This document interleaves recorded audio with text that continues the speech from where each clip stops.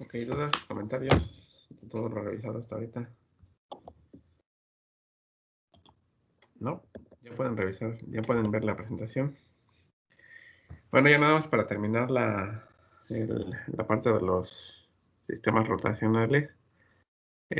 Otra forma también de obtener el modelo, la representación, es considerando la segunda ley de Newton para sistemas rotacionales, o también ley de Euler, también se conoce así. Y esta ley es muy similar a la que revisamos para el caso de las fuerzas lineales, nada más que en lugar de fuerzas considera pares. Estos son pares o momentos. Y en este caso, en lugar de la masa, considera inercia en lugar de masa. Y pues en este caso la variable independiente es una posición angular o una rotación. Y bueno, si aplicamos esta ley para el sistema que ya tenemos aquí, entonces lo que tenemos que hacer es una sumatoria de pares respecto de un eje de giro, que en este caso es el O, y que es este que está aquí.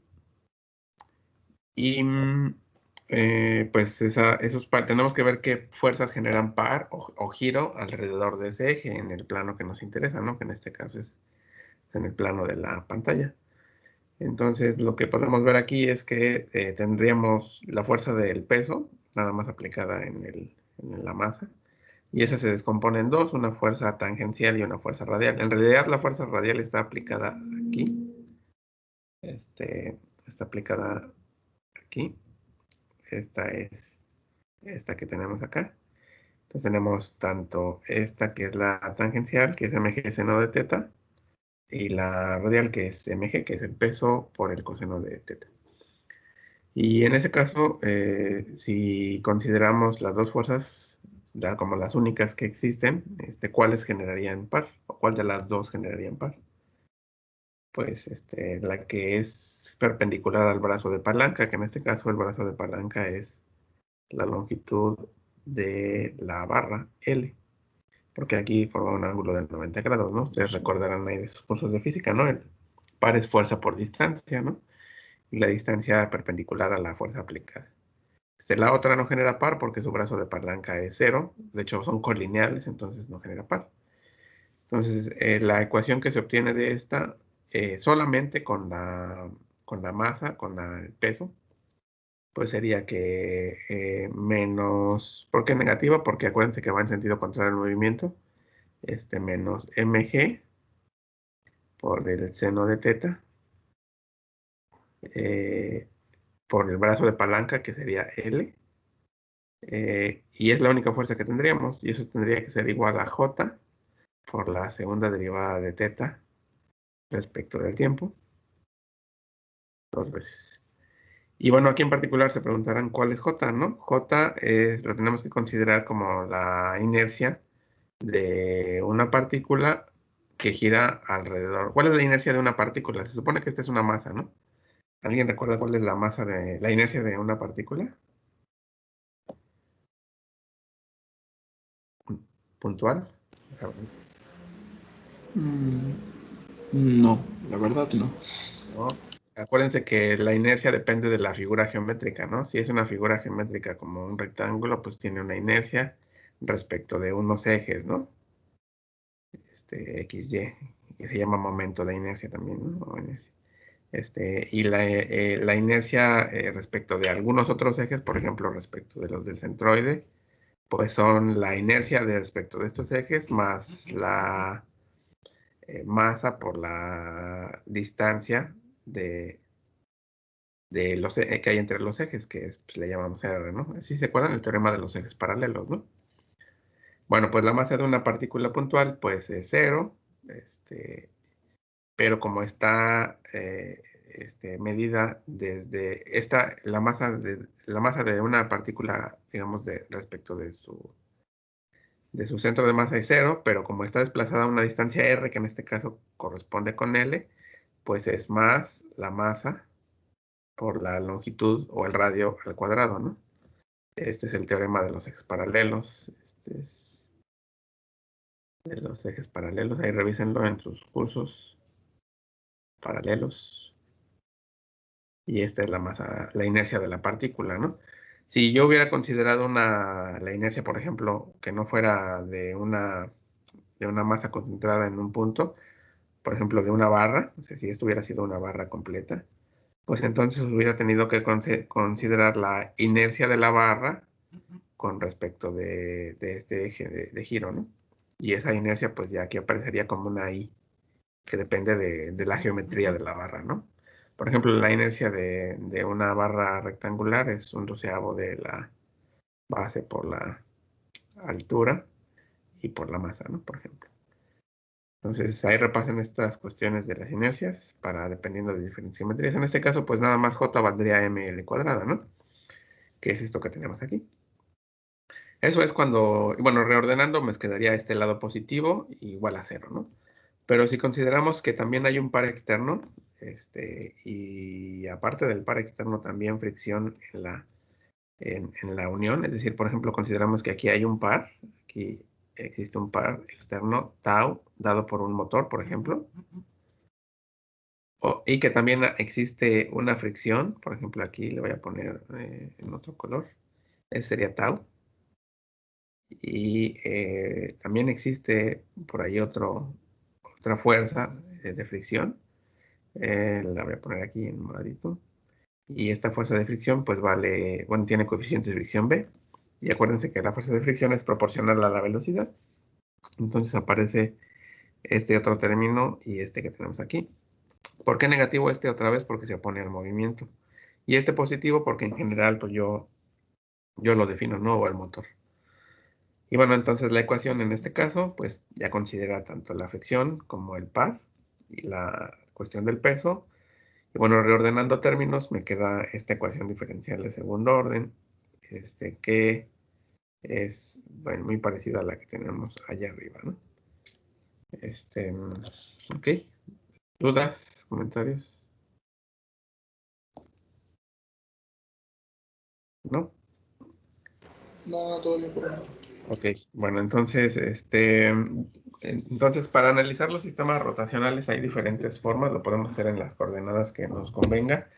La diferencia es que hay que hacer transformaciones, ¿no? Dependiendo si es una transformación de coordenadas cartesianas a coordenadas, en este caso cilíndricas o polares, dependiendo de lo que sea, pues habrá que hacerlas, ¿no?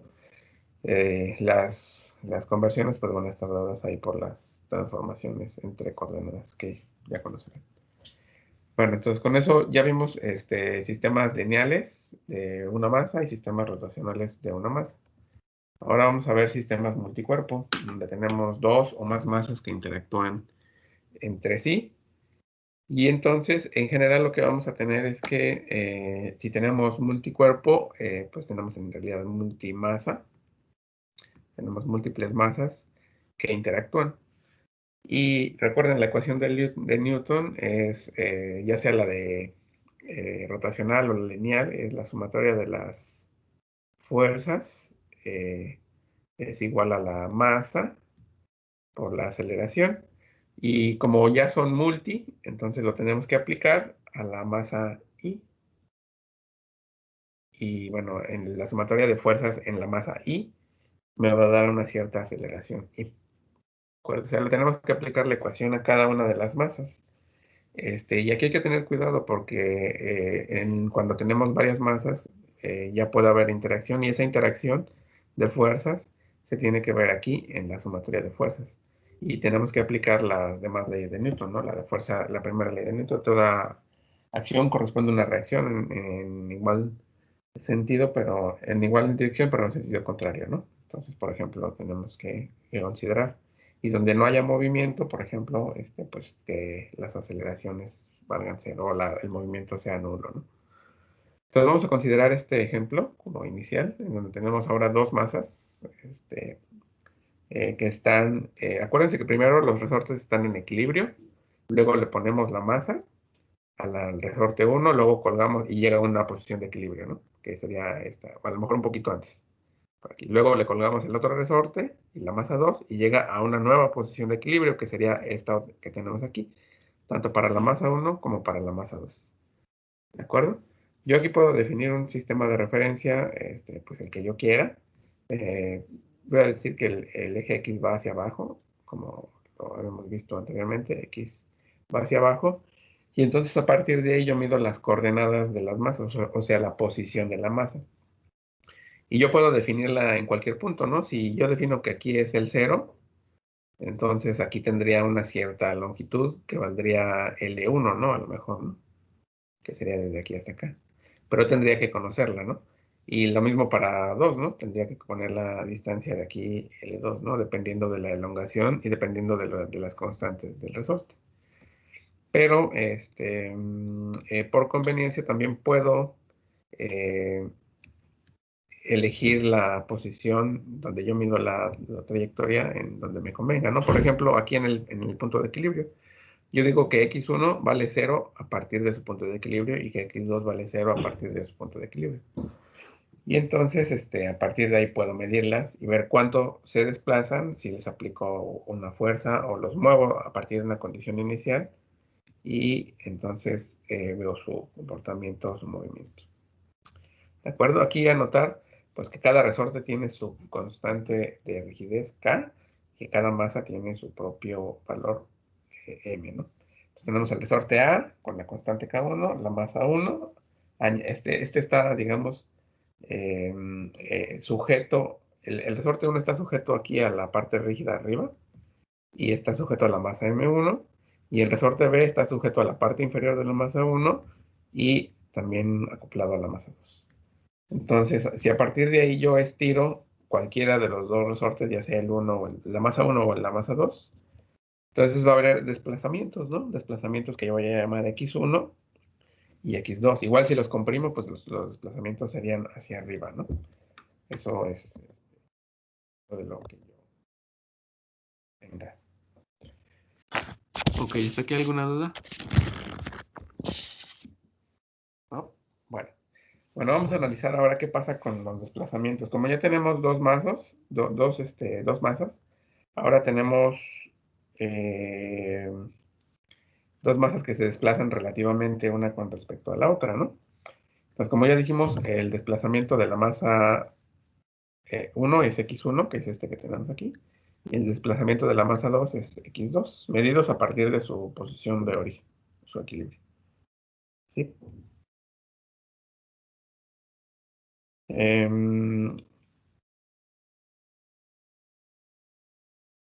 Ahora, entonces, cuando el sistema se encuentra en movimiento, el resorte B, que es este que tenemos aquí, está sujeto a una elongación y en general a una compresión dependiendo del movimiento de X1 y de X2, ¿no?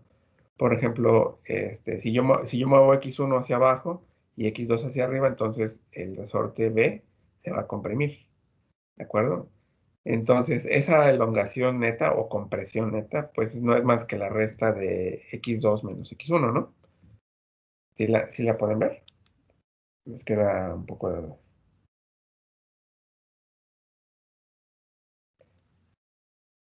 ¿Sí les queda claro por qué la elongación del resorte 2 es X2 menos X1? A ver, Sí. primero la del resorte 1 es X1 porque esta se estira desde aquí, ¿no? Entonces, ¿cuánto mide la elongación del resorte 1? Pues nada más esta distancia que tenemos aquí, ¿no? Y esa distancia coincide con X1, ¿de acuerdo? Pero, ¿qué pasa con la distancia o la elongación del resorte 2? Veamos qué sucede. Si yo estiro la masa 1 sin estirar el resorte 2, ¿cuál sería la elongación del resorte 2? X1. X1. Si solamente estiro la masa 1 sin mover la masa 2, lo que sucedería es que la masa 1 estaría aquí, por ejemplo, en la M1, y la masa 2 estaría aquí, sin moverse, ¿no? ¿Y aquí qué pasaría con el resorte? Se comprime, ¿no? Sí. ¿Sí? Y entonces la elongación del resorte 2, que es B, es exactamente la negativa de X1, ¿no? Que es la misma distancia, que es este que tenemos aquí. ¿Sí? Si uno se estira, el 2 se comprime. Ahora, ¿qué pasa si dejo M1 fija? Por aquí la voy a poner en otro color. ¿Qué pasa si dejo M1 fija aquí? Y ahora estiro el 2 hasta acá, como está, ¿no? M2. Entonces, ¿cuál es la elongación efectiva del resorte? Pues esta desde aquí, ¿no? Desde aquí hasta acá. Que corresponde con X2, o sea, esta que tenemos aquí. ¿Sí la ven todos? Sí. ¿Cuál es Sí. cuál es la elongación efectiva? Pues la suma de las dos, ¿no? Como estoy parado en el resorte 2, pues es X2 menos la distancia X1, ¿de acuerdo? Y entonces esa es la elongación que voy a ver, que es precisamente la diferencia de las dos elongaciones. ¿Ok? Bueno, la fuerza pues va a estar dada, ¿no? Acuérdense que la ley de Hooke nos dice que la fuerza es igual a K por su delta, ¿no? Y este delta para el caso del resorte 1 es X1 y la delta para el caso del resorte 2 es pues X2 menos X1. Es lo que está aquí. La ley de Hooke me dice que la fuerza del resorte A sobre la masa 1 es esta que tenemos aquí y va hacia arriba, ¿no? Lo tendería a jalar y vale K1 por su elongación. ¿De acuerdo? Aquí no le pongo signo porque ya sé que va hacia arriba, ¿no? Y esto en realidad lo que me diría es que este es negativo. ¿Sí lo ven? Acuérdense que el sistema de referencias va hacia acá, positivo. ¿Sí? Pero también tiene la fuerza del otro resorte, ¿no?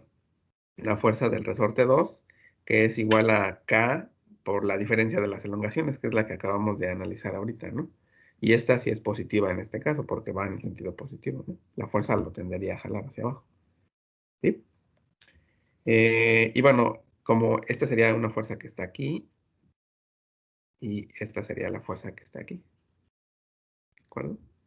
Y como tenemos una fuerza de acción del resorte, pues también tenemos una fuerza de reacción del resorte que tiene la misma magnitud, pero sentido contrario. ¿Qué significa sentido contrario? Que es menos K2 por X1, que va en el sentido contrario. Como esta va hacia abajo, esta va hacia arriba. Y claro, por supuesto, aquí también en el empotramiento, también tendríamos aquí una fuerza, ¿no? Una fuerza de reacción que valdría K1 por X1, ¿no? ¿De acuerdo? Pero en realidad esta es la fuerza. De hecho, esta fuerza K1 por X1 es la fuerza de reacción que calculaban en equilibrio, ¿no? Calcule la fuerza de reacción en el apoyo tal cual. Nada más que en este caso es una fuerza, pues, dinámica, ¿no? Depende de X1. ¿De acuerdo?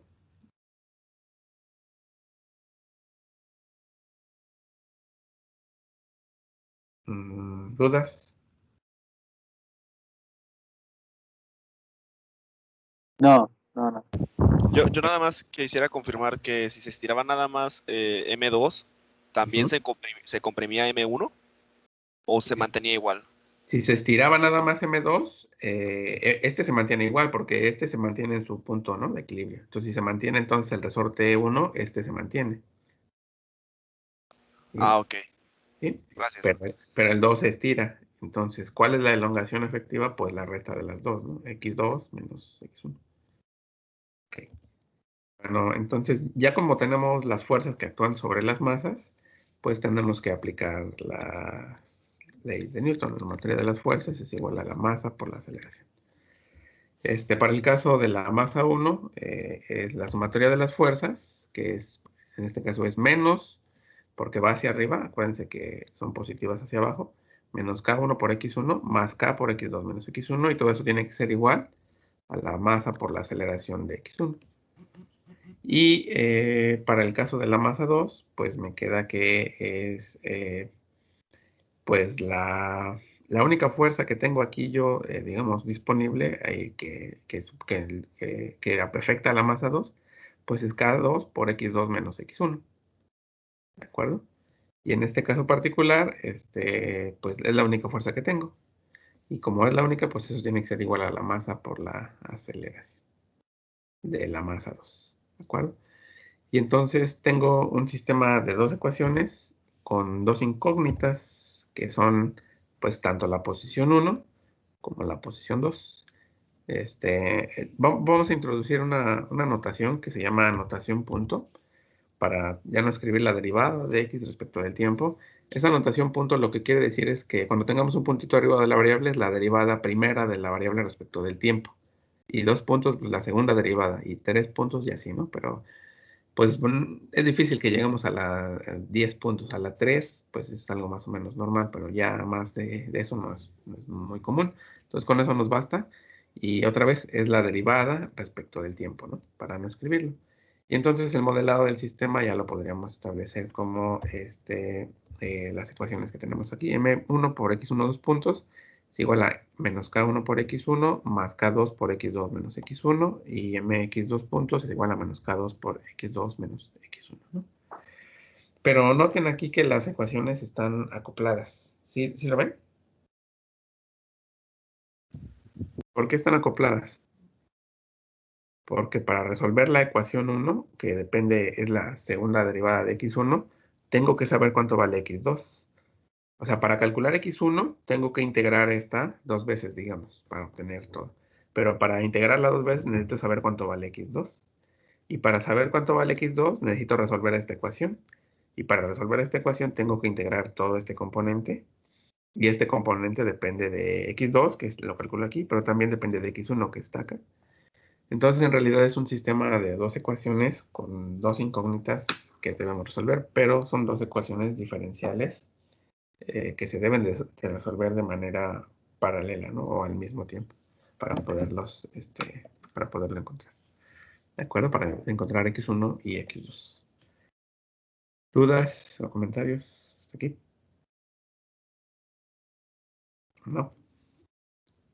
Bueno, entonces, aquí nosotros asumimos que, de hecho, desde acá, no les comenté en ningún momento que había gravedad, ¿no? ¿Qué sucede cuando consideramos que hay gravedad? Cuando hay G. ¿Qué sucedería?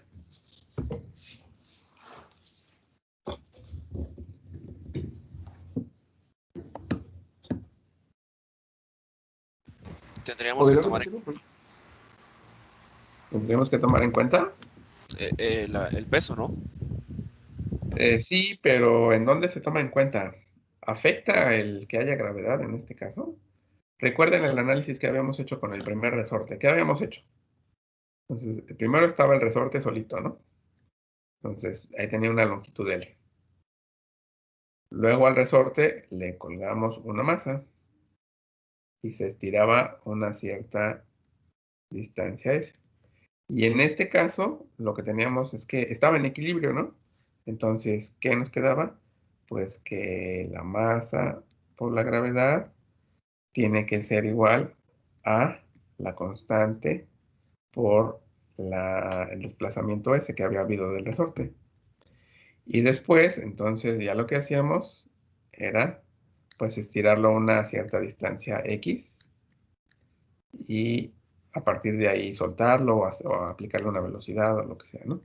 Y entonces a partir de aquí nos quedaba la sumatoria de fuerzas es igual a la masa por la aceleración, ma, y las fuerzas que había aquí, pues era la fuerza del resorte que era menos k por x más s y más mg, ¿no?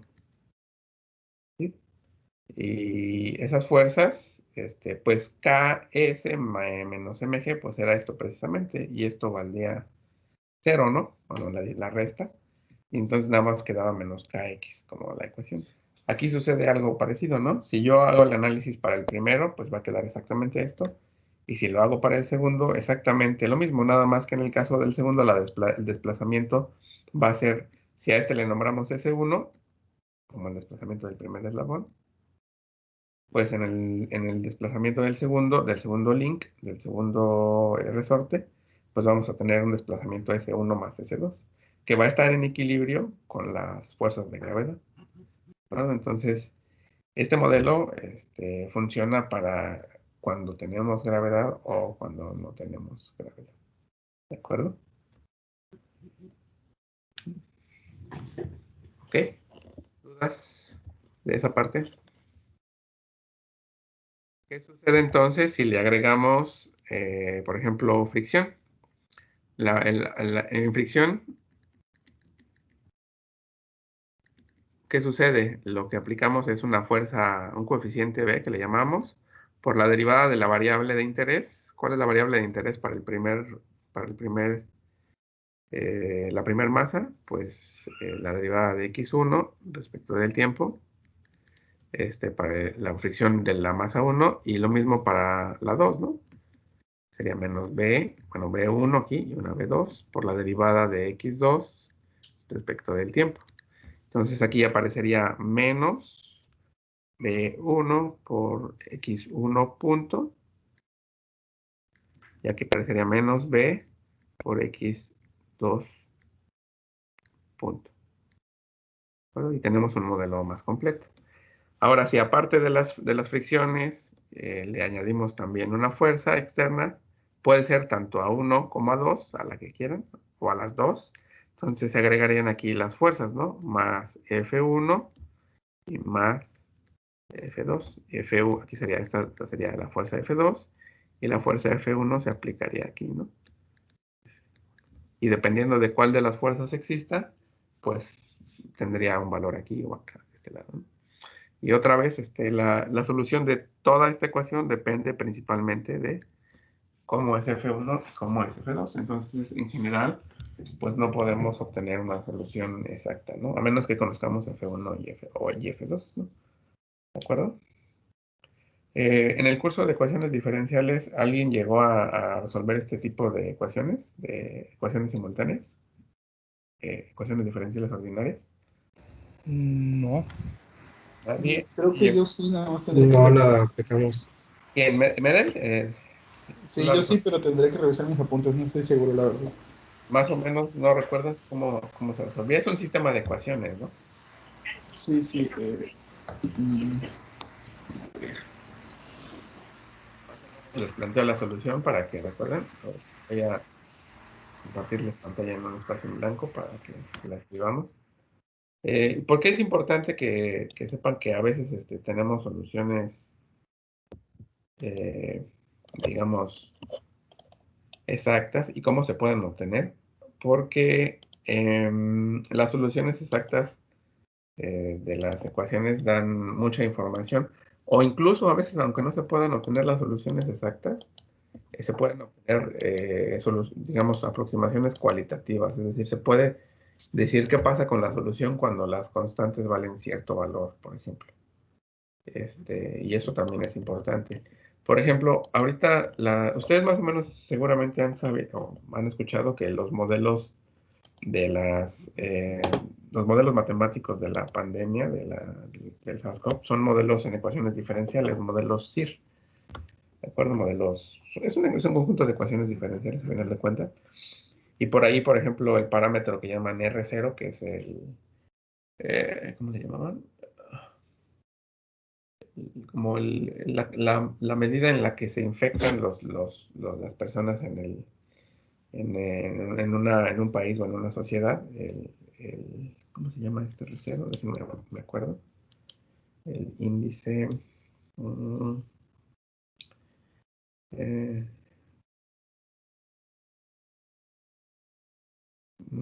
Se llama el número reproductivo básico, R0, ¿no?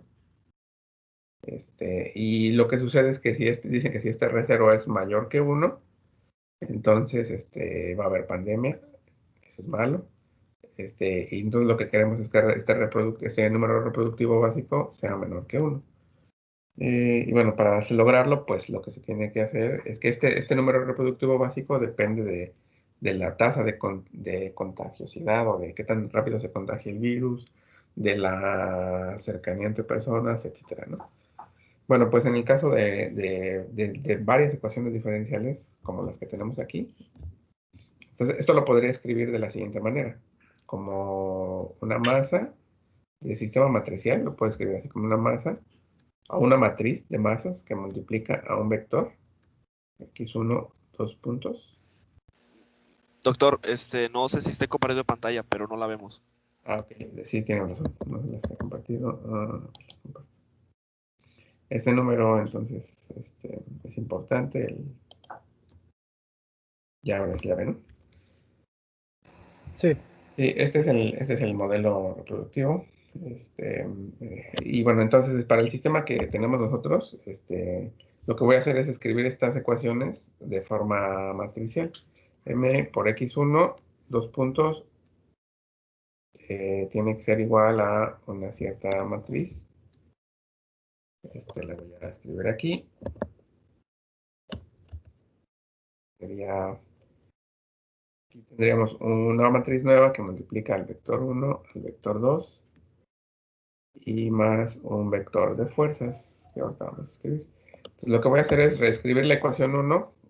Sería m por x1 dos puntos. Entonces sería m por x1 dos puntos más 0 por x2 dos puntos. Y eso me da este término de aquí. Lo que da menos k por x1 más k2 por menos k por x1. Entonces sería todo lo que multiplica k1 es menos k1 más k2. Quedaría menos k1 más k2. Y todo eso multiplica x1. Y ahora que multiplica x2, pues k2. Y ahora, ¿qué sucede con la siguiente ecuación? Solamente estoy escribiendo la parte en negro. Algo parecido así sería. Sería m2 por x2 y 0 por x1 dos puntos, ¿no? Sería 0 por x1 dos puntos y m por x2 dos puntos. ¿De acuerdo? Y esto lo podría yo escribir, como la segunda ecuación, que sería K2 positivo, que multiplica a X1, y K2 negativo, que multiplica a X2. Entonces, K2 menos K2. Y para la parte que, si tengo más fuerzas, pues las puedo poner aquí. Por ejemplo, aquí le puedo poner la F1 y la F2, si hay fuerzas o la fricción, etc. Bueno, resulta que lo que yo quiero obtener es este vector. Esta es la solución. Y pues, si eso lo pongo dentro de un vector, si a esto le llamo M mayúscula, a este le llamo X grandota dos puntos, es igual a una matriz A, X más B. Entonces, X dos puntos la puedo ver así como matricialmente hablando, como M a la menos 1, que multiplica a X más B. Y pues esta tiene inversa. La inversa de una matriz diagonal es la misma matriz, uno sobre los inversos de sus diagonales. Entonces está fácil y esto es una multiplicación de matrices, ¿no? Entonces, de esta manera podría yo despejar x1, bueno, lo voy a escribir así completo. X2 puntos sería igual a, ¿cuál es el inverso de esta? 1 sobre m, 0, 0, 1 sobre m.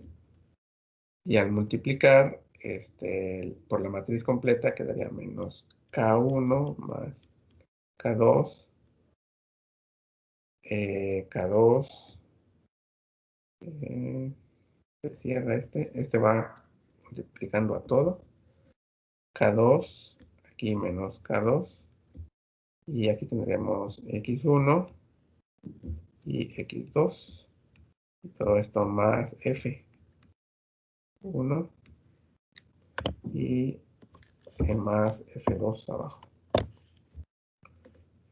Hasta aquí, ¿no? ¿Sí me van siguiendo más o menos? Sí. No, esto Sí. lo vamos a retomar después, cuando empezamos a resolver las ecuaciones numéricamente, lo vamos a ocupar. Entonces estoy enseñando básicamente a desacoplar esas ecuaciones. ¿Cómo se hace ese desacoplamiento? Pues por medio de esta matriz. Si existe esta matriz, pues entonces puedo hacerlo. Si no existe, pues no. Pero en general para los sistemas que vamos a ver si existe esa matriz inversa. Entonces, si yo multiplico esta matriz, si se dan cuenta, todo este vector, pues quedaría así como x2 puntos 1 sería igual a 1 entre m, que multiplica a menos k1 más k2, que multiplica a x1 más k2 por x2 y más f1. Y x2, dos puntos, es igual a 1 entre m. Ya no me deja. va con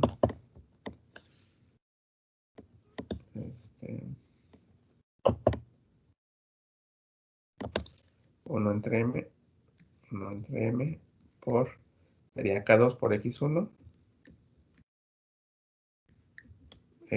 menos X2 si lo quieren poner. X2, aquí lo voy a poner también feo.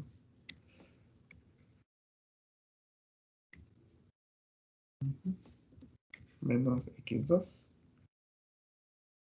Y luego todo eso más F2, todo eso. Entonces ya, digamos, desacoplé las dos ecuaciones y tendría que integrar una y otra, ¿no? Respecto del tiempo, ¿no?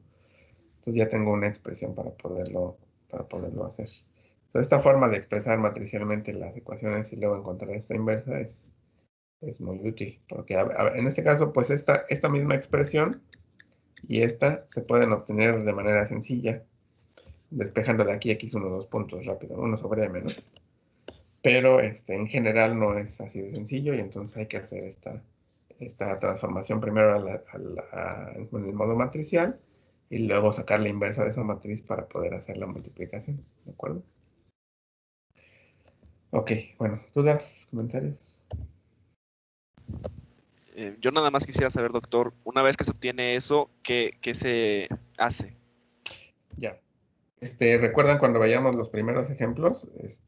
Bueno, por ejemplo, el de la partícula de la fuerza constante, pues integrábamos dos veces y obteníamos la posición.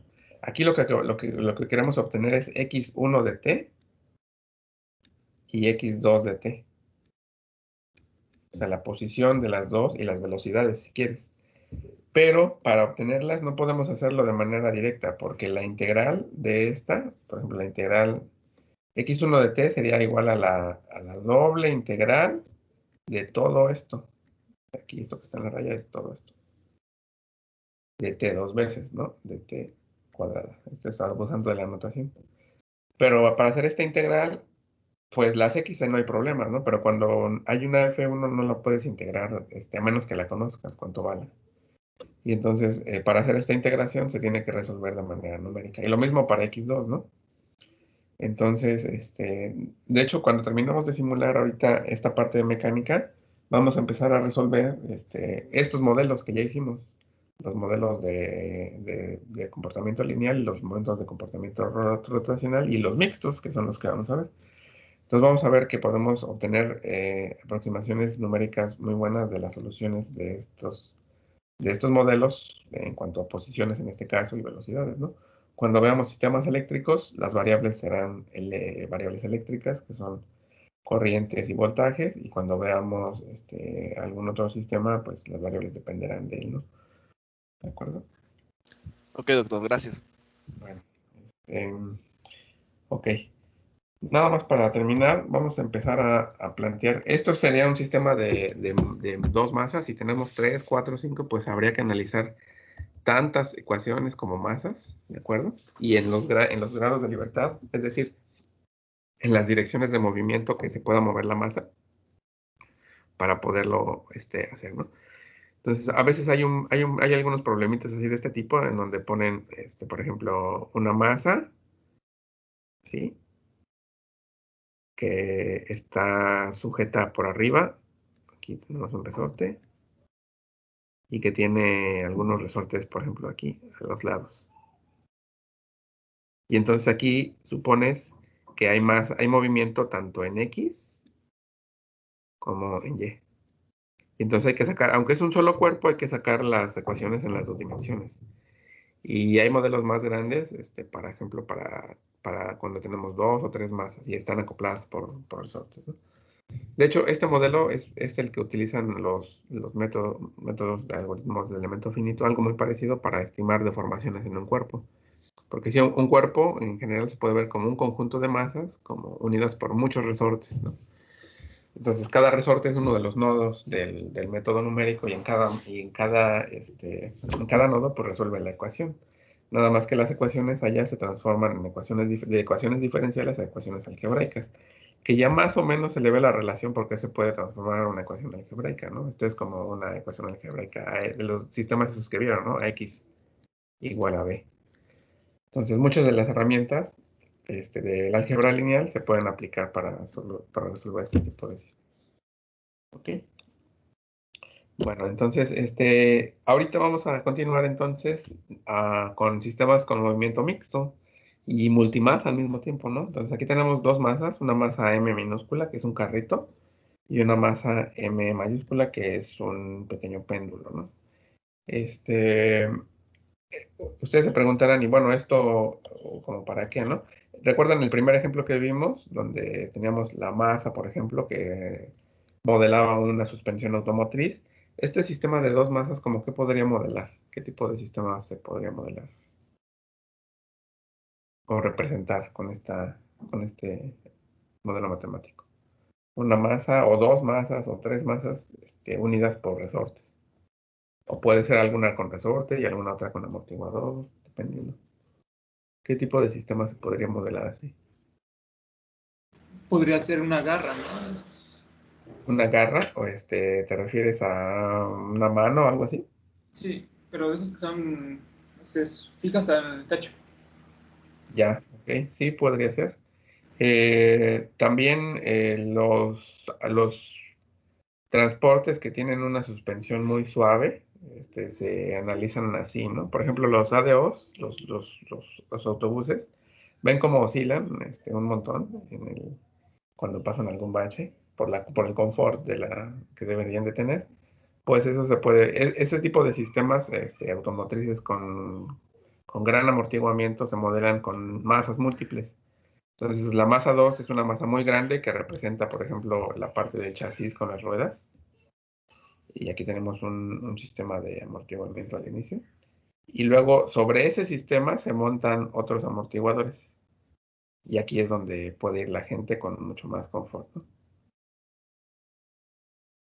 Por ejemplo, es un modelo que se puede representar con estos sistemas, ¿no? Que les comentaba de las masas múltiples, por ejemplo, cuando modelan los sistemas oceánicos, agua, por ejemplo, lo modelan así con este tipo de sistemas, ¿no?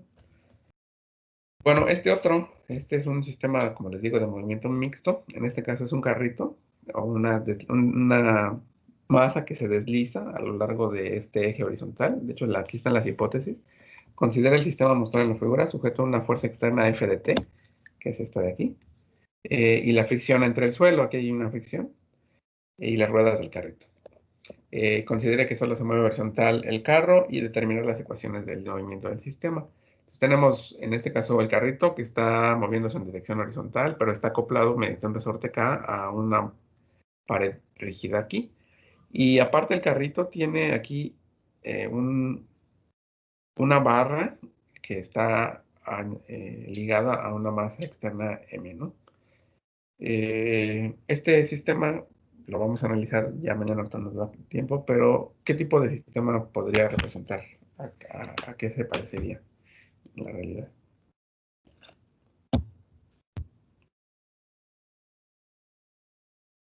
¿Sí conocen el astillero? El artillero. El astillero, el puerto en Veracruz, ¿no? ¿Sí han No, visto? nunca he ido. Pero se ve así, cuando llega un barco, se ve cómo está el barco y tiene un montón de contenedores, ¿no? El Sí. barco. Sí, Entonces, sí, es. llega una grúa, así, y pues los agarra, ¿no? Los toma y los lleva, ¿no? Para un lado, ¿no? Algunas de esas grúas son lineales, ¿no? Son como una especie de carritos. De hecho, estas grúas también están en las naves industriales, ¿no? Entonces, este carrito, pues, sería la grúa, digamos. Este sería, digamos, la garra o el mecanismo que permite sujetar una masa M diferente, ¿no? Entonces, el objetivo, por ejemplo, ahí es mover la masa eh, mediante esta fuerza de control o mediante esta fuerza que actúa a lo largo de una trayectoria sin que la masa oscile demasiado. ¿Por qué? Porque si oscila, imagínense moverla de aquí para acá y que cuando lleguen al otro lado tengan que esperarse 10 minutos a que deje de oscilar para poderla bajar, pues es complicado, ¿no? En realidad, en general no tenemos, en este tipo de sistemas, puede o no, pero en particular en este modelo, pues no tendríamos un motor aquí, ¿no? Que nos permitiera actuar esta barra, ¿no? Para el caso de la grúa, ¿no? Esto también puede representar un robot, ¿no? Un robot con desplazamiento lineal y desplazamiento angular también podría representarlo. En ese caso sí tendríamos dos actuadores, ¿no? Podría ser. Pero este mismo sistema también podría representar un sistema de detección de sismos, ¿no? Imagínense que el carrito está en equilibrio y pues el péndulo también está en equilibrio, ¿no? Por ejemplo, y de repente empieza a haber un sismo de algún tipo, trepidatorio o oscilatorio, y entonces empieza a oscilar, ¿no? Moverse en estas direcciones. ¿Y qué pasaría con el péndulo? Pues también empezaría a oscilar. Y entonces esta oscilación tendría que ver con una magnitud del sismo, por ejemplo, ¿no? ¿De acuerdo? Entonces, otra vez el mismo sistema les puede servir para modelar diferentes tipos de sistemas mecánicos, mecatrónicos, en la vida real, ¿no? Claro, ajustando los parámetros a esos sistemas, ¿no? No es lo mismo la masa del carrito en una grúa de este tipo a la masa de un sismógrafo, ¿no? Que estaríamos hablando de kilos y acá pues de toneladas, ¿no? ¿De acuerdo? Ok.